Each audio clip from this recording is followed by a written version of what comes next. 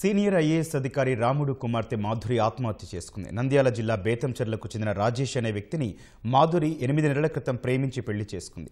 తల్లిదండ్రులకు ఇష్టం లేని పెళ్లి చేసుకోవడంతో మాధురి తన భర్త రాజేష్తో బేతంచెర్లలోనే విడిగా కాపురం పెట్టారు. అయితే కట్నం కోసం హింసించడంతో 3 నెలల క్రితం మాధురి ఇంటికొచ్చిందని తల్లి లక్ష్మీబాయి చెబుతున్నారు. అప్పటి నుంచి మనోవేదనకి గురవుతూ నిత్యం బాధపడుతోందని చెప్పారు.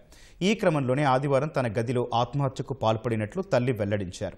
ఈ వ్యవహారంపై తాడేపల్లి పోలీసులు అనుమానాస్పద మృతిగా కేసు నమోదు చేశారు. మంగళగిరి ఎయిమ్స్లో శవ పరీక్ష నిర్వహించి మాధురి మృతదేహాన్ని తల్లిదండ్రులకు అప్పగించారు. ఎందుకమ్మా అంత మూడిగా ఉన్నావు, ఎందుకు మూడిగా ఉన్నావు అంటే ఆ ఒక్క మాటే చెప్పేదండి. వాడు మోసం చేశాడు, నేను మోసపోయాను. వాడు మోసం చేశాడు, ఇలా హరాస్ చేస్తాడని నేను అనుకోలేదు.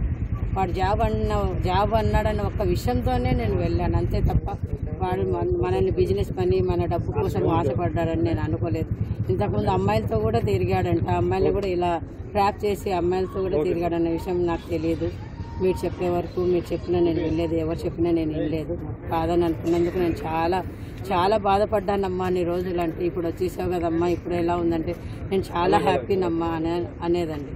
ఇంకా ఈ 3 రోజుల్లో సరే అమ్మా మనం తేల్చుకుందామా, అక్కడికి వెళ్ళి ఏదో ఒకటి సెటిల్మెంట్ చేసుకుని వద్దాం. సర్టిఫికెట్లు ఇవ్వట్లేదండి.